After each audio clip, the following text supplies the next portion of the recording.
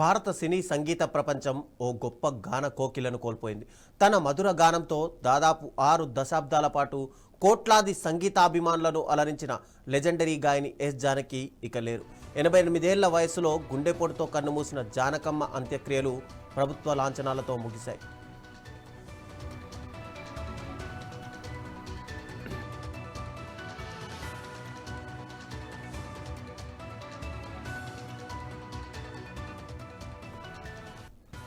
మూడేళ్ల వయసు నుంచే సంగీతంపై ఆసక్తి పెంచుకున్న ఎస్ జానకి 1957లో సినీ గాయనిగా ప్రస్థానం ప్రారంభించి తెలుగు, తమిళం, కన్నడం, మలయాళం, హిందీతో పాటు పలు భారతీయ భాషల్లో 50,000కు పైగా పాటలు ఆలపించారు.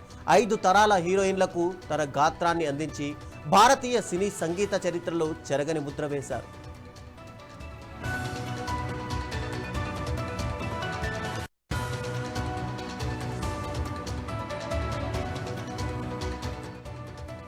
గత కొంతకాలంగా వృద్ధాప్య సమస్యలతో బాధపడుతున్న జానకమ్మ మైసూరులోని ఓ ప్రైవేట్ ఆసుపత్రిలో చికిత్స పొందుతూ గుండెపోటుతో తుదిశ్వాస విడిచారు. ఇటీవల కుమారుడి మరణంతో తీవ్ర మనోవేదనకు గురైన ఆమె ఆరోగ్యం మరింత క్షీణించింది.